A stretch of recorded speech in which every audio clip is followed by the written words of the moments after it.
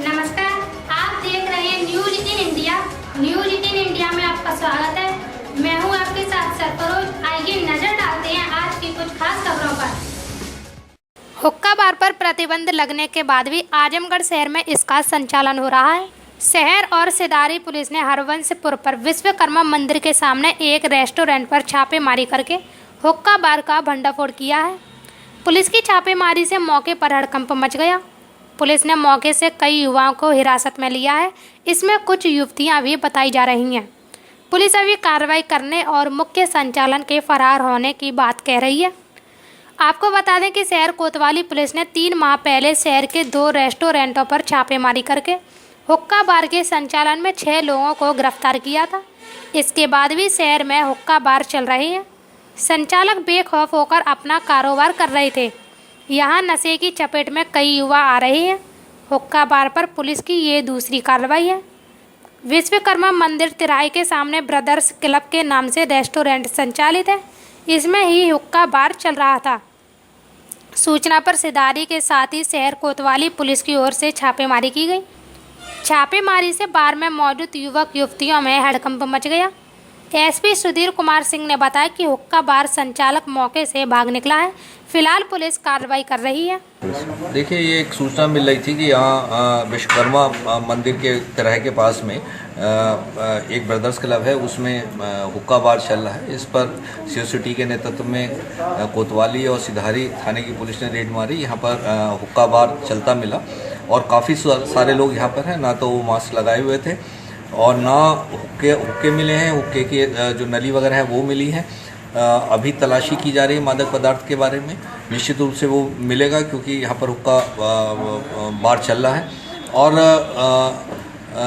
कुछ यहाँ पर महिलाएं पुरुष सभी लोग हैं और किसी ने मास्क भी नहीं लगा रखा था और जो कोविड नियमों का जो पालन है वो भी पालन नहीं हो रहा था। इस संबंध में पुलिस को देखकर जो मालिक है इसका हुक्का बार का वो फरार हो गया है। बाकी आवश्यक कार्रवाई तलाशी के बाद स्थानीय पुलिस द्वारा की जाएगी। सुप्रीम कोर्ट का आदेश है सर कि इस तरीके की चीज़ों पे सख्त रोक है हुक्का बार पे भी, उसके बावजूद देखिए सूचना मिली थी और पुलिस द्वारा उस पर छापा मारा गया और उस पर कार्रवाई की जा रही है। काफ़ी दिनों से चल रहा है। देखिए, हमें आज सूचना मिली थी और आज ही देखो ये इंटीरियर में है, थोड़ा बाहर से पता भी नहीं चलता है।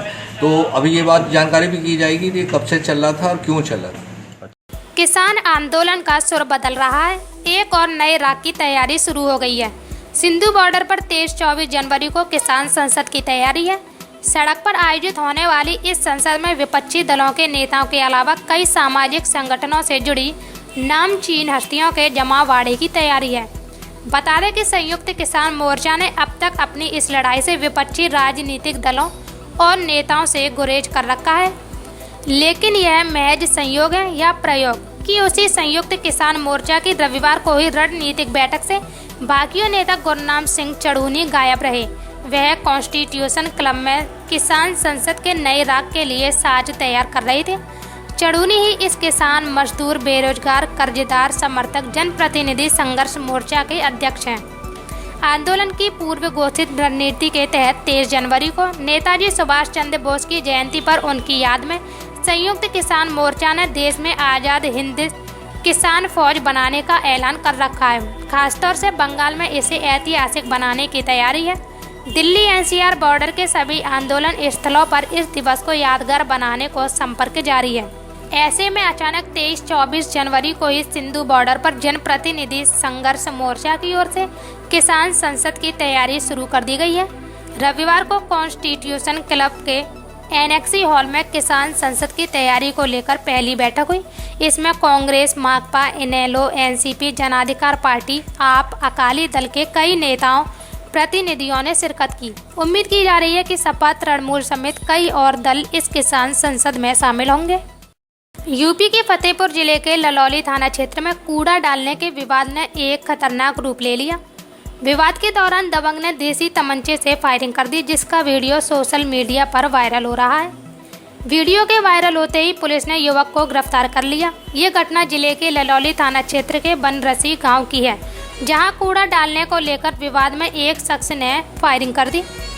वहीं इस मामले में जिले के एडिशनल एसपी ने बताया कि ललौली थाना क्षेत्र के बनरसी गांव में गोबर डालने के विवाद में एक युवक ने फायरिंग कर दी, जिसमें 3 लोगों के खिलाफ थाने में मुकदमा दर्ज किया गया है। फायरिंग करने वाले युवक को तमंचे के साथ गिरफ्तार करके आगे की कार्रवाई की जा रही है। थाना ललौली जनपद फतेहपुर के बनरसी गांव में गोबर डालने की बात को लेकर के दिनांक 15/1/2021 को एक युवक रितेश उर्फ दीपू ने फायरिंग कर दिया था और 3 लोगों के विरुद्ध मुकदमा पंजीकृत थाने पर किया गया है। फायरिंग करने वाले रितेश उर्फ दीपू को मैं तमंचे के साथ गिरफ्तार कर लिया गया है। पुलिस के द्वारा विधि सम्मत कार्रवाई की जा रही है। यूपी के फतेहपुर जिले के ललौली थाना क्षेत्र में कूड़ा डालने के विवाद ने एक खतरनाक रूप ले लिया। विवाद के दौरान दबंग ने देसी तमंचे से फायरिंग कर दी, जिसका वीडियो सोशल मीडिया पर वायरल हो रहा है। वीडियो के वायरल होते ही पुलिस ने युवक को गिरफ्तार कर लिया। ये घटना जिले के ललौली थाना क्षेत्र के बनरसी गांव की है, जहां कूड़ा डालने को लेकर विवाद में एक शख्स ने फायरिंग कर दी।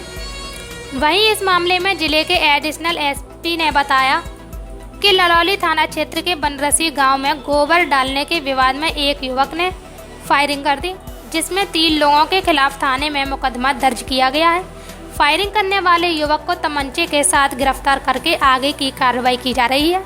थाना ललौली जनपद फतेहपुर के बनरसी गांव में गोबर डालने की बात को लेकर के दिनांक 15/1/2021 को एक युवक रितेश उर्फ दीपू ने फायरिंग कर दिया था और 3 लोगों के विरुद्ध मुकदमा पंजीकृत थाने पर किया गया है। फायरिंग करने वाले रितेश उर्फ दीपू को मैं तमंचे के साथ गिरफ्तार कर लिया गया है। पुलिस के द्वारा विधि सम्मत कार्रवाई की जा रही है। उत्तर प्रदेश सरकार का ऑपरेशन माफियाओं के तहत लगातार जारी है। पिछले 3 महीनों में विकास प्राधिकरण ने चुनकर माफिया और हिस्ट्री शीटर के अवैध निर्माणों को जमींदोज किया है। प्रयागराज में अब तक जितने भी माफियाओं पर कार्रवाई हुई, उसमें सबसे ज़्यादा माफिया अतीक और उसके गैंग में शामिल है। इसी कड़ी में आज विकास प्राधिकरण ने अतीक अहमद के खास शूटर और हार्डकोर अपराधी आबिद प्रधान के दूसरे मकान पर बुलडोजर चलवाकर ध्वस्त कर दिया। विकास प्राधिकरण की ये 46वीं कार्रवाई है।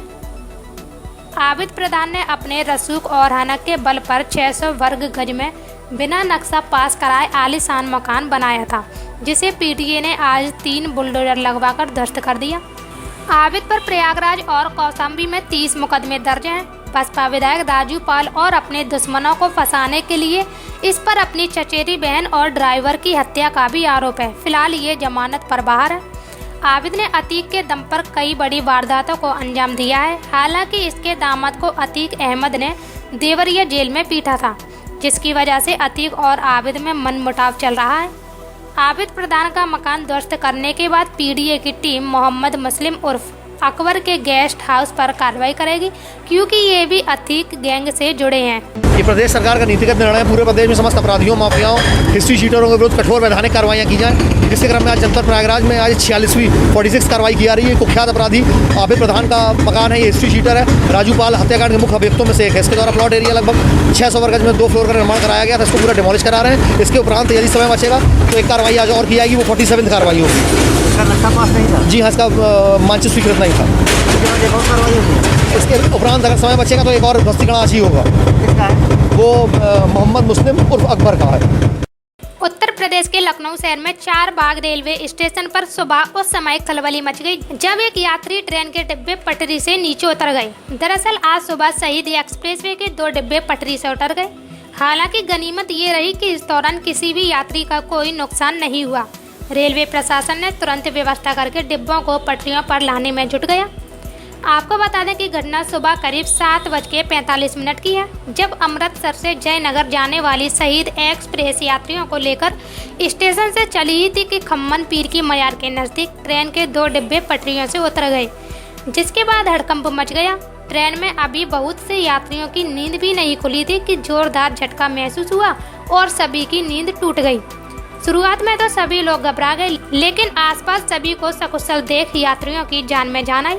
रेलवे द्वारा दी गई जानकारी के अनुसार अमृतसर जयनगर शहीद एक्सप्रेसवे के 2 डिब्बे D1 और B5 पटरियों से उतरे हैं। इन दोनों डिब्बों में करीब 155 यात्री सवार थे।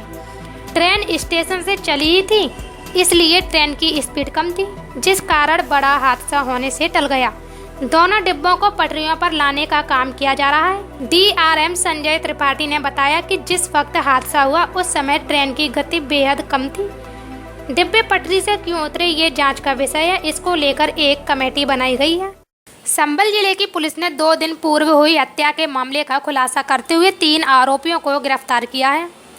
पुलिस ने बताया कि बुजुर्ग महिला की हत्या किसी और ने नहीं बल्कि उसी की बहू ने करवाई थी। बता दें कि 3 दिन पूर्व जनपद संभल के थाना बैजोई ग्राम किसौली निवासी 55 वर्षीय वृद्ध महिला रामवती की सोते वक्त गोली मारकर हत्या कर दी गई थी, जिसके बाद पुलिस ने अज्ञात के खिलाफ मुकदमा दर्ज करके तफ्तीश शुरू कर दी थी।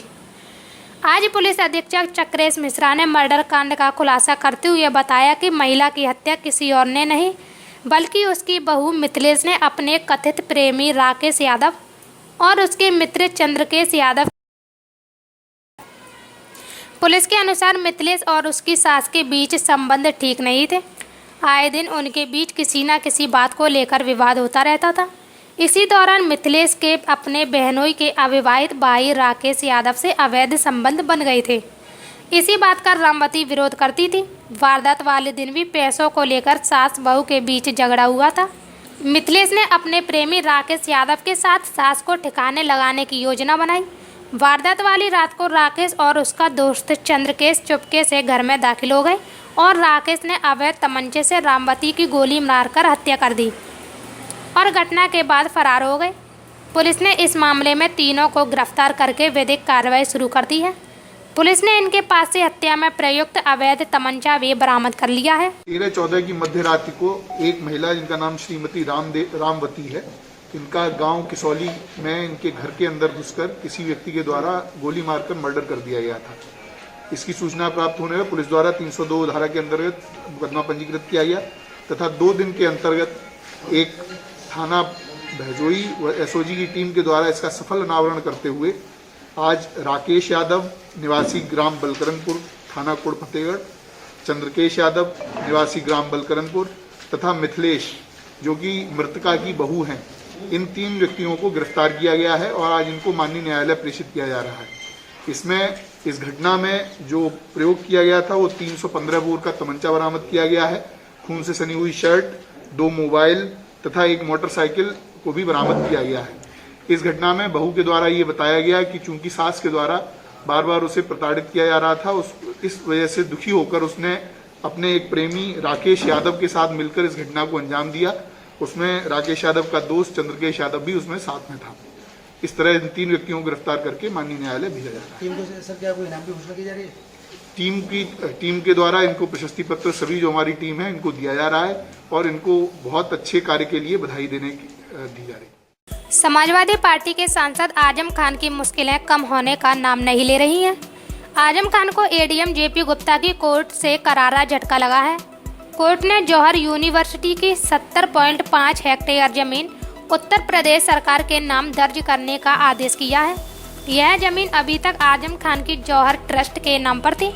तत्कालीन SDM सदर ने जौहर ट्रस्ट मामले में जांच की थी। इस पर ADM कोर्ट में वाद दायर कराया गया था।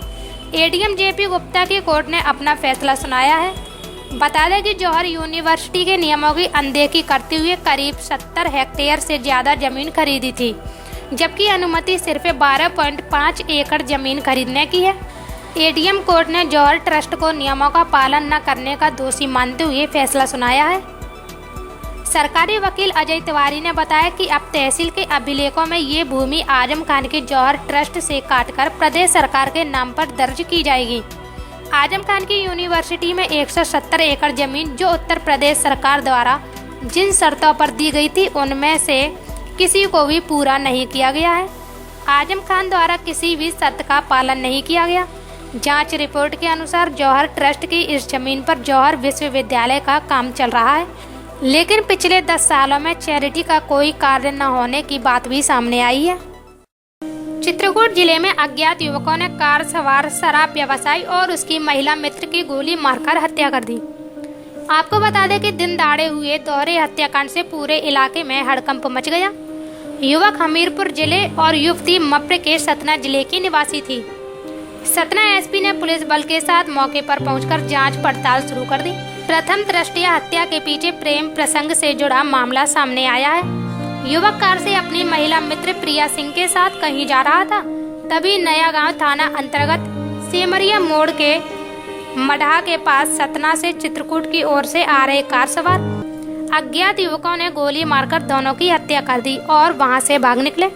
राहगीरों की सूचना पर सतना एसपी धर्मवीर सिंह, एएसपी सुरेंद्र जैन और थाना प्रभारी आरवी त्रिपाठी मय फोर्स के साथ मौके पर पहुंचे। पुलिस ने दोनों के परिजनों को घटना की जानकारी दी। इसके बाद शवों को पोस्टमार्टम के लिए भेज दिया। देर शाम को फोरेंसिक और डॉग स्क्वाड की टीम ने मौके पर पहुंचकर जांच पड़ताल करके सबूत एकत्र किए।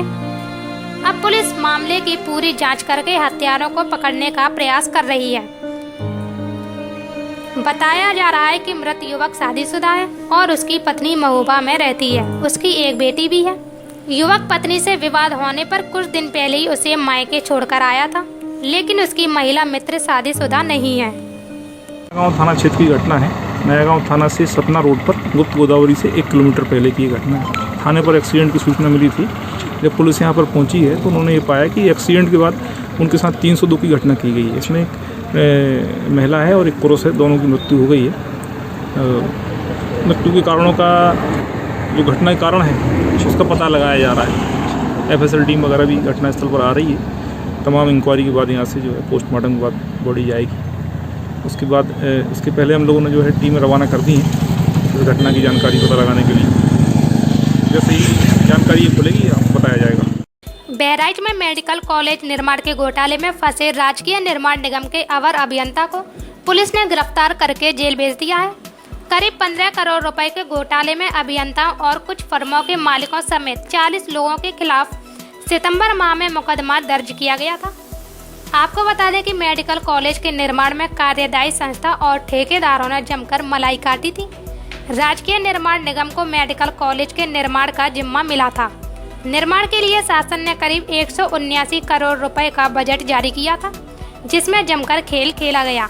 शिकायत के बाद शासन ने जांच शुरू कराई, जिसमें 15 करोड़ रुपए के घोटाले की पुष्टि हुई। घोटाले में फंसे राजकीय निर्माण निगम के अवर अभियंता और गाजीपुर के नौनहरा थाने के ग्राम सक्करपुर निवासी राम आधार सिंह को दरगाह एसओ मधुपनाथ मिश्र और स्वाट की अगुवाई में पुलिस टीम ने लखनऊ के गोमती नगर से धर दबोचा। राम आधार सिंह यादव को जेल भेज दिया गया है। एसपी डॉक्टर विपिन मिश्र ने बताया कि अभी मुकदमे की विवेचना की जा रही है। जांच के बाद अन्य लोगों की भी गिरफ्तारी की जाएगी। बहराइच के मेडिकल कॉलेज के निर्माण में जिले के ठेकेदारों के साथ मिलकर सरकारी धन की बंदरबांट तो की ही गई थी।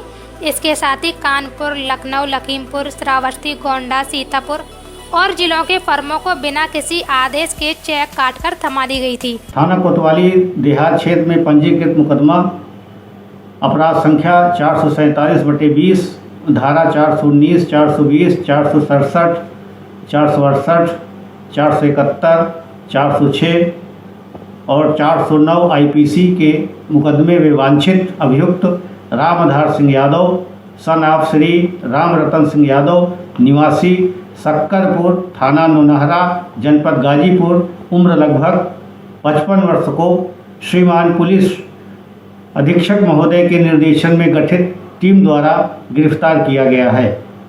अभियुक्त उपरोक्त को न्यायिक हिरासत में लेकर माननीय न्यायालय रवाना किया गया। सिकोहाबाद की आवास विकास कॉलोनी में आज भारतीय जीवन बीमा निगम की नई बिल्डिंग का शिलान्यास किया गया। शिलान्यास के मौके पर क्षेत्रीय प्रबंधक AK शर्मा, वरिष्ठ मंडल प्रबंधक सुनील रतन, मुख्य अभियंता गुलशन कुमार सहित भारतीय जीवन बीमा निगम से जुड़े करीब सैकड़ों अधिकारी और कर्मचारीगण मौजूद थे। कार्यक्रम के दौरान अच्छा काम करने वाले कर्मचारियों का स्वागत किया गया। आपको बता दें कि पहले ये ऑफिस सिकोहाबाद के रेलवे स्टेशन रोड पर किराए के मकान में थी, लेकिन अब ये 1 साल के अंतराल में अपनी स्वयं की बिल्डिंग में शिफ्ट हो जाएगी। इस बिल्डिंग में करीब 1 साल का समय लगेगा और 19 जनवरी 2022 को इसे विभाग को समर्पित कर दिया जाएगा। इसे पूरा तैयार करने में करीब 3 करोड़ 70 लाख रुपए खर्च होगा। वहीं क्षेत्रीय प्रबंधक AK शर्मा ने जानकारी देते हुए बताया, मेरा नाम AK शर्मा है। मैं नॉर्थ सेंट्रल जोन का क्षेत्रीय प्रबंधक हूँ और नॉर्थ सेंट्रल जोन में पूरा उत्तर प्रदेश व उत्तराखंड आता है। और आज मुझे खुशी है कि शाखा शिकोहाबाद जो कि आगरा मंडल के अंतर्गत आती है, उसके अपने नए भवन का शिलान्यास रखा गया। और LIC का ये प्रयास रहता है कि सभी जगहों पे अपनी जो ब्रांच शाखा कार्यालय वो अपने ही प्रेमिसेस में रहे। तो ये एक प्रयास है, यहाँ पे अपनी बिल्डिंग होगी और लोगों को सुविधा रहेगी, हमारे पॉलिसी होल्डर्स को। अच्छा, कितनी लागत से और कितने समय में बन के तैयार हो जाएगी? ये 3.70 करोड़। एक मिनट इसमें आप जरा बताओ।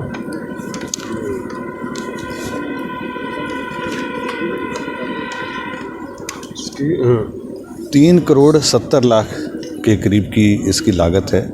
और 19 से 22 को इससे कम्प्लीशन 19 जनवरी 22, तो जनवरी 22 में लगभग 1 साल के अंदर ये बिल्डिंग बनकर तैयार हो जाएगी और हम इसको यूज़ करने की स्थिति में रहेंगे। ऐसा कोरोना महामारी के चलते जीवन बीमा की मांग बढ़ी है, लोगों की जागरूकता बढ़ी है और इन दिनों में देखा है कि हमारे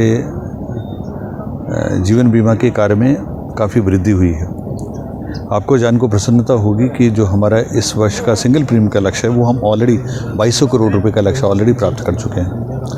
और ये जो इम्प्रूवमेंट है वो हर तरह से है, हर क्षेत्र में है। एजेंसी रिक्रूटमेंट में हम रूरल कैरियर एजेंट जो है पूरे देश में सबसे ज़्यादा रिक्रूटमेंट हमने रोज़गार यहाँ पर दिया है। और अभी रिसेंटली माननीय मुख्यमंत्री जी द्वारा यूपी स्किल डेवलपमेंट मिशन के तहत भी एक कार्यक्रम चलाया जा रहा है, जिससे लगभग हमारा प्रोग्राम है कि 25,000 युवाओं को हम रूरल कैरियर एजेंट्स के रूप में रोजगार के अवसर प्रदान करें।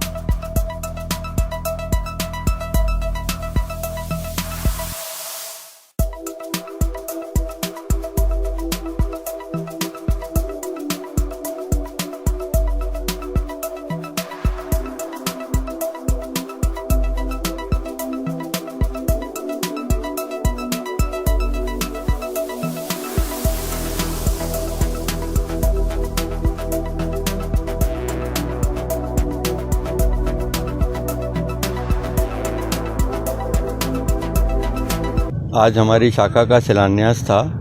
हम लोगों को बहुत दिनों से इंतज़ार था अपनी नई बिल्डिंग का, और वो आज हमारे जेडएम सर हमको दे के गए हैं। हमारी जो ब्रांच है ये 83 से है और पहले एटा रोड पर थी और अब स्टेशन रोड पर है, अवजा कंपाउंड में 89 में आई थी। तो लगभग 30 वर्ष पूर्व, 30 वर्ष के पश्चात हम लोग आज हमारी नई बिल्डिंग का शिलान्यास हुआ है और ये जनवरी में इसकी बिल्डिंग कंप्लीट हो जाएगी, जनवरी 22 में, और हम समझते हैं अप्रैल में हम लोग यहाँ पर शिफ्ट कर लेंगे।